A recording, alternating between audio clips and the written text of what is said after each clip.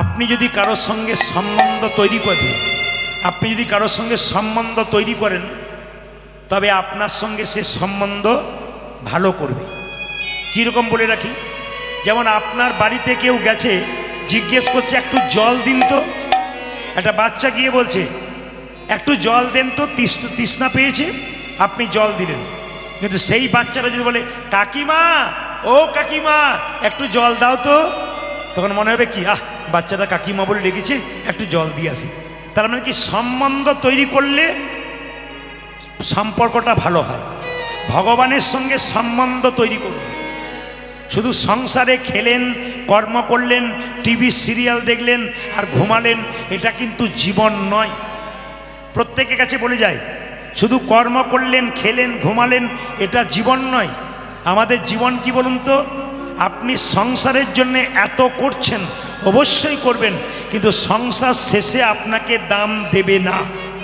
প্রশ্ন করবেন কেন? আপনি আপনার বাচ্চার জন্য প্রত্যেক দিন ক্যাডবেরি আনুন, 3 দিন আনা বন্ধ করে দিন, বাচ্চা বাবা বলা বন্ধ করে দেবে। কেন? এ সংসার শুধু নিতে চায়, দিতে চায় না। মায়েরা, সংসারে যতক্ষণ কর্ম করছেন, সংসার আপনাকে ভালোবাসছে। আপনার শরীরে একটা কঠিন রোগ হয়ে যাক, দেখবেন বাড়ির লোক 10 দিন সেবা করবে, তারপর মনে মনে ভাববে এবার গেলেই বাঁচি। আপনি চলে যাবেন, আপনার ছবিটা দেওয়ালে টাঙানো থাকবে, একটা ফুলের মালা দেওয়া হবে, সংসার যেমন কার তেমন চলবে, শুধু তুমিই চলে যাবে। সেই জন্য আপনাদের কাছে নিবেদন রইল, আপনি সংসারের কর্তব্য কর্ম সব কিছু করবেন, কিন্তু সকাল দুপুর সন্ধে ভগবানকে 5 মিনিট করে একটু নাম করবেন, ভগবানের ধ্যান করবেন, দেখবেন গোবিন্দের কৃপা আপনার হবে। সম্বন্ধের কথা যখন বললাম তখন বলে রাখি, দেখবেন একটা প্রাণী সবচাইতে কম দিন বাঁচে, সেই প্রাণীটার নাম আপনার জানা আছে? সবচাইতে কম দিন বাঁচে মায়েরা, যেমন দেখবেন বসে আছেন, পুটুস করে কামড়ে দেয়, এর নাম কি? পিঁপড়ে নাকি? এই দেখুন, এই যে এতক্ষণে বলেছেন, ঠিক বলেছেন, মানে কামড়ে দিয়ে দিয়ে পালিয়ে যাচ্ছে, তার মানে মশা। এ বাঁচে কদিন? মাত্র 22 দিন। শুনলে চমকে যাবেন। একটা কচ্ছপ, কাছিম, সে বাঁচে কদিন? সে বাঁচে 500 বছরেরও ওপর।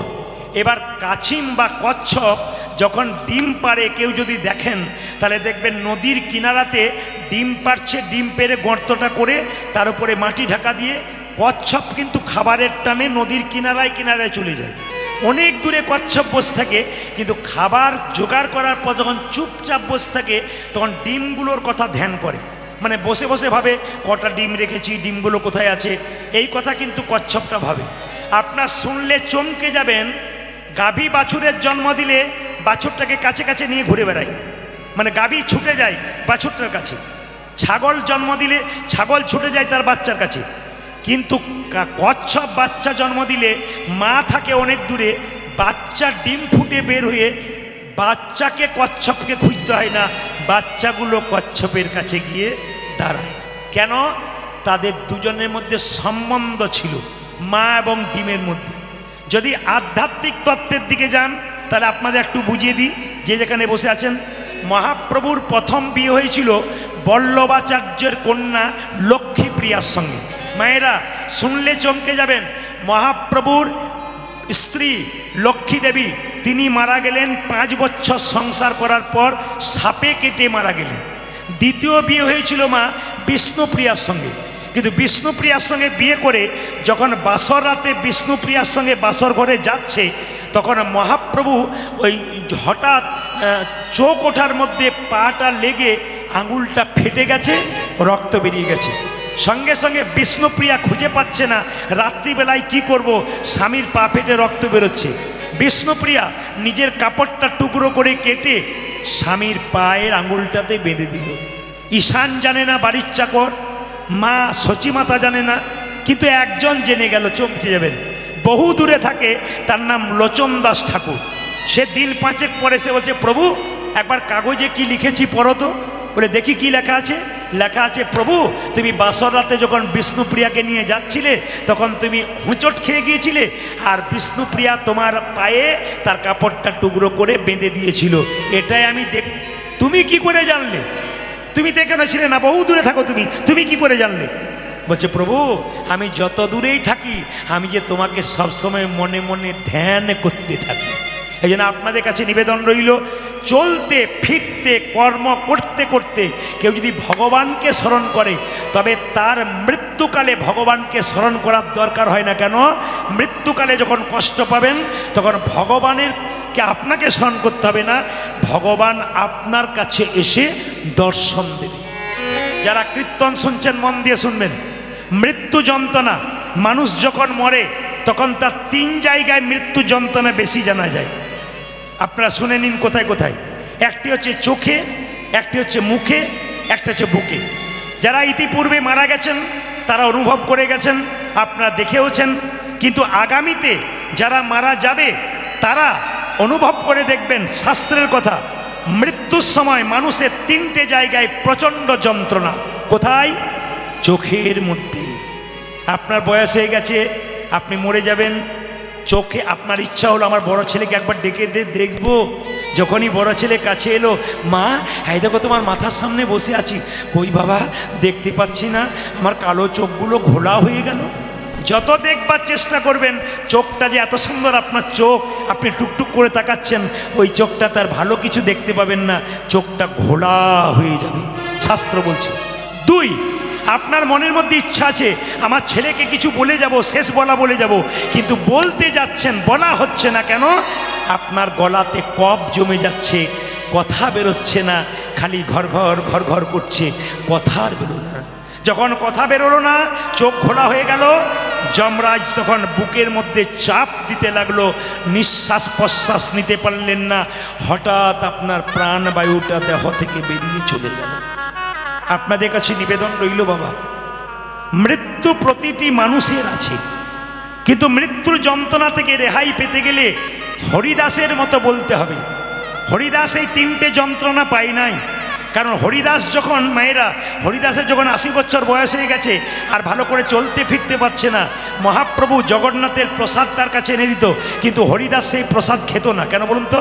বলতো প্রভু আগে আমার নাম জপ হবে, আমার নাম জপ হবে, নাম জপ সম্পন্ন না করে আমি কিন্তু প্রসাদ গ্রহণ করব না। এর থেকে কি শিখলেন মা? আপনি সকালবেলায় ঘুম থেকে উঠে ভগবানের প্রতি কর্তব্য না করে আপনি প্রসাদ গ্রহণ করবেন না, জল গ্রহণ করবেন না। যারা সংসারে প্রকৃত মা, যারা প্রকৃত বাবা আছেন, আপনারা দেখবেন সকালবেলায় ঘুম থেকে উঠে স্নান করে গোবিন্দের চরণে তুলসী পত্র বাতাসা দিয়ে তারপর নিজে সেবা করেন। এটাই তো আসল কর্তব্য। দেখবেন এর মধ্যে কি শান্তি আছে, এর মধ্যে কি আনন্দ আছে। আপনাদের বলতে চাই, কম বয়স থেকে শুরু করুন। হরিদাস বলেছিল, প্রভু, মহাপ্রভুকে বলেছিল আমার 3টে যন্ত্রণা যেন না হয়। কেন হয় নাই? বলছে প্রভু নয়নে হেরিব তোমার সুচান্দ বদন, নয়নে হেরিব তোমার সুচান্দ বদন। হরিদাস তুমি তো দেহ ছেড়ে চলে যাবে, কিন্তু শোনো আমার 3টে ইচ্ছা আছে। নয়নে হেরিব তোমার সুচান্দ বদন, নয়নে হেরিব তোমার সুচান্দ বদন, নয়নে হেরিব তোমার সুচান্দ বদন, নয়নে হেরিব তোমার সুচান্দ বদন। জিউ ভাই উচ্চারিব শ্রীকৃষ্ণ কীর্তন, জিউ ভাই উচ্চারিব শ্রীকৃষ্ণ কীর্তন, ওগো জিউ ভাই উচ্চারিব শ্রীকৃষ্ণ কীর্তন, জিউ ভাই উচ্চারিব শ্রীকৃষ্ণ কীর্তন। এই মতো আমার দেহ ছাড়িব তখন, এই মতো আমার দেহ ছাড়িব তখন, এই মতো আমার দেহ ছাড়িব তখন, আমি চোখ দিয়ে কি করব? তোমার ওই বদন দেখব। আর কি করব? তাকান, চোখ দিয়ে বদন দেখব, আর জিহ্বায় তোমার নাম কীর্তন করব, আমার যেন জিহ্বার কষ্ট না হয়, আর বুকে তোমার চরণটাকে একবার ধরব। এই জন্য হরিদাসের মৃত্যুর সময় এই 3টে যন্ত্রণা কোনো মতেই পাই নাই। আজকে মহাপ্রভু নবদ্বীপের মাটিতে এলেন, নিতাই চাঁদকে ডেকে বললেন, দাদা এক কাজ করো, জীবের দ্বারে হরিনাম দাও। কিভাবে? নয়ন, এই যে নয়নে দেখিবে যারে কৃষ্ণ নামে দেবে তার, ও যে নয়নে দেখিবে যারে কৃষ্ণ নামে দেবে তার, নয়নে দেখিবে যারে কৃষ্ণ নামে দেবে তার। যেন জাতির বিচার করো না দাদা, জাতির বিচার করো না, জাতির বিচার করো না দাদা, জাতির বিচার করো না দাদা, যারে দেখিবে নামে দেবে জাতির বিচার করো না দাদা, যারে দেখিবে নামে দেবে জাতির বিচার করো না দাদা, যারে দেখিবে নামে দেবে জাতির বিচার করো না দাদা। ওই যারে দেখিবে নামে দেবে জাতির বিচার করো না দাদা। হরিনামে কোনো জাতের বিচার নাই, নারী পুরুষ একসঙ্গে বসছেন কেন? এখানে যাত্রা নাটক হলে কিন্তু মাঝখানে বাঁশের বেড়া দিত, একদিকে নারী একদিকে পুরুষ। হরিনাম হচ্ছে মহাপ্রভুর কৃপায়, কামের ব্যাপার নাই, প্রেমের ব্যাপার আছে, তাই সবাই একসঙ্গে বসেছেন। নিতাই চাঁদ বলছে যদি কেউ হরিনাম না নেয় তখন কি করব? দাদা প্রথমে ধরিবে হাতি, যদি না চাই নাম। দাদা প্রথমে ধরিবে হাতি, যদি না চাই নাম। এখন নিতাই চাঁদ কত দয়াল, বলছে যে নিতাই চাঁদ মহাপ্রভুকে বলছে যদি কেউ হরিনাম না নেয় তখন কি করব? বলছে দাদা প্রথমে কি করবে জানো? হরিনাম নেবে না, তাকে জোর করে দেবে। কিভাবে? প্রথমে ধরিবে হাতি, যদি না চাই নাম। দাদা গো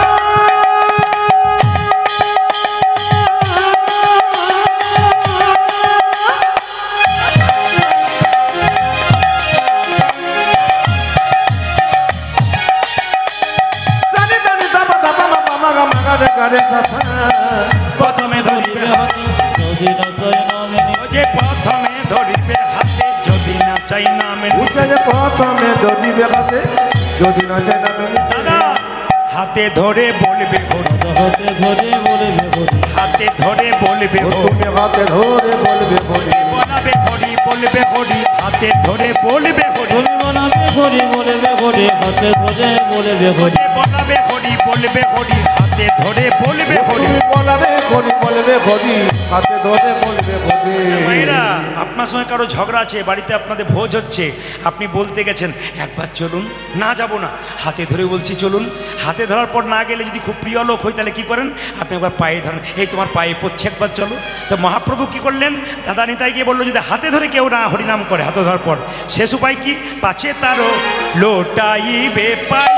ও দাদা দাদা গো পাছে করো, পাছে করো, লোটা দিবি ও যে পাছে তারো, পাছে তারো লোটাইবে পাই। ও ও দাদা দাদা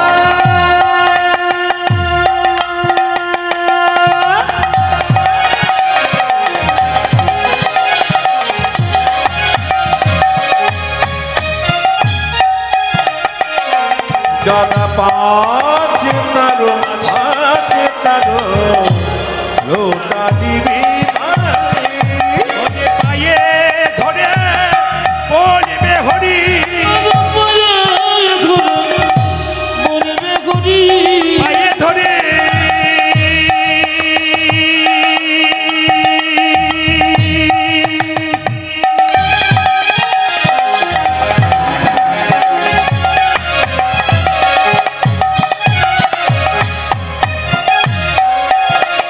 ও দাদা পাখি ধরে ওরে হরি,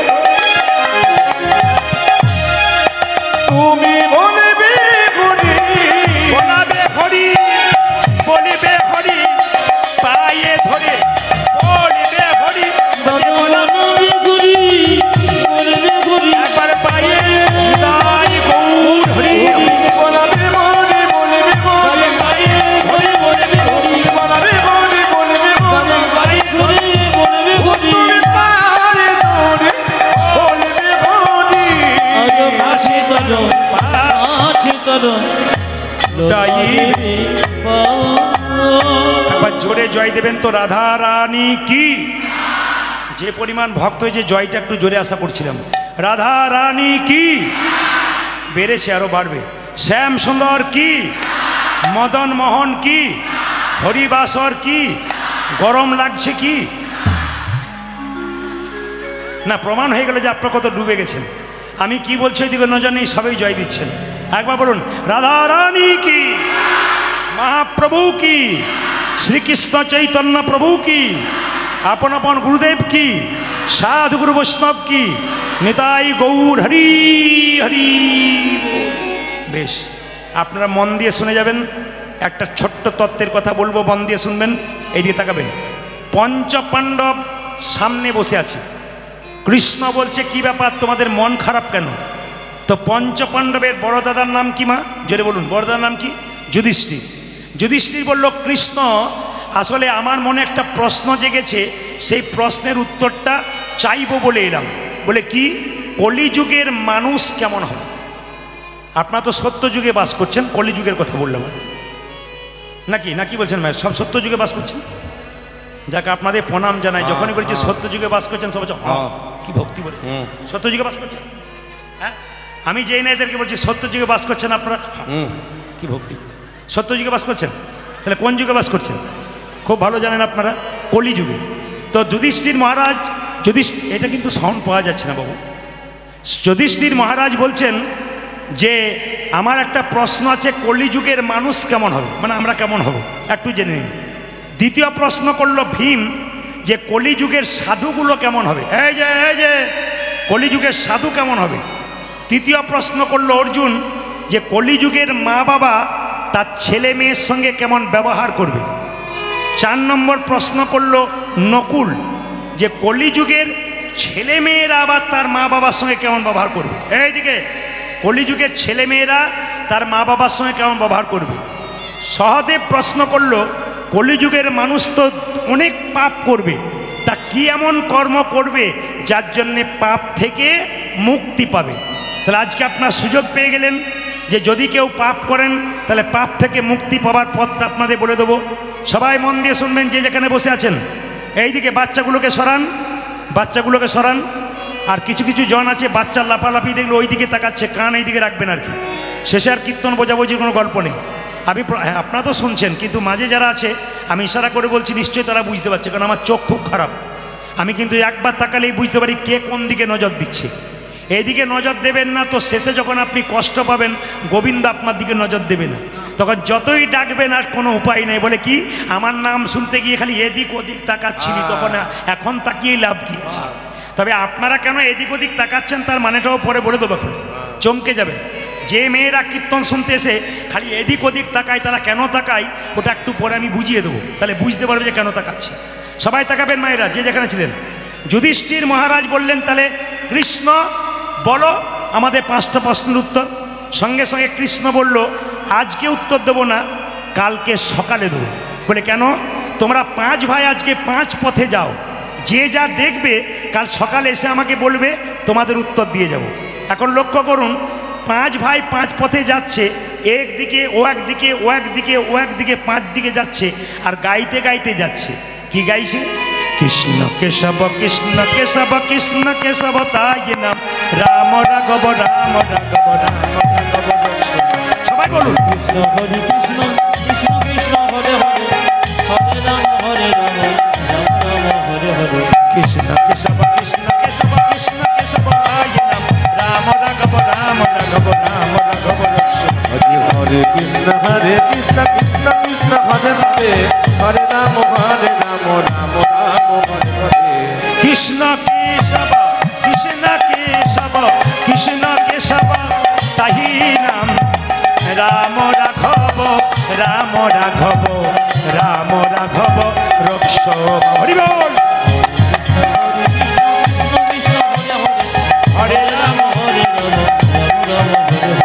কৃষ্ণ কেশব কৃষ্ণ কেশব কৃষ্ণ কেশব তাই নাম, রাম রাঘব রাম রাঘব রাম রাঘব রক্ষ মাম। কৃষ্ণ ভেজে নিতাই গৌর হরি বল।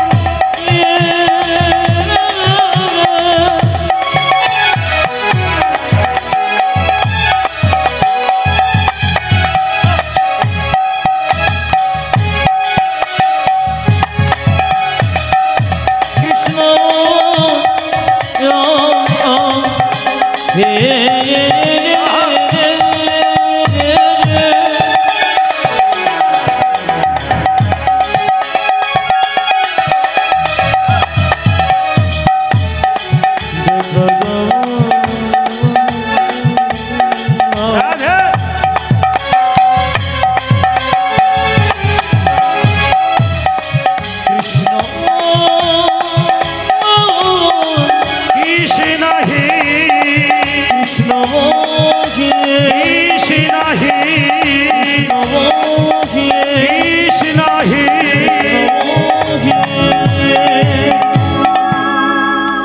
সকালবেলায় কৃষ্ণ এলো, জিজ্ঞেস করছে পঞ্চপাণ্ডবকে সবাই কে কি দেখলে। যুধিষ্ঠির মহারাজকে শুনবেন, যুধিষ্ঠির মহারাজ বলছে আমি কি দেখলাম। যুধিষ্ঠির মহারাজ বলছে আমি দেখলাম রাস্তা একটা হাতি, এমন হাতি দেখলাম বাপের কালে দেখি নাই। বলে হাতি যেমন দেখতে তেমন আবার বাপের কালে দেখি নাই, বুঝতে পারলাম না। বলছে হাতিটা সব ঠিক আছে, দুটো কান, দুটো চোখ, একটা লেজ, কিন্তু মুখ দুটো, সুর দুটো দেখলাম। কেন দেখলাম? সঙ্গে সঙ্গে কৃষ্ণ বলল তোমার প্রশ্ন কি ছিল? যুধিষ্ঠির মহারাজের প্রশ্ন কি ছিল? কলিযুগের মানুষ কেমন হবে? কৃষ্ণ বলল ওটা হাতি নয়, ওটা কলি। বলে কেন? কলিযুগের মানুষের দুটো করে মুখ হবে। এইদিকে এইদিকে, কলিযুগের মানুষের দুটো, অনেকে দেখছে তাহলে আমার দুটো হয়ে গেল, দুটো করে মুখ। না না, এইখানে নয়।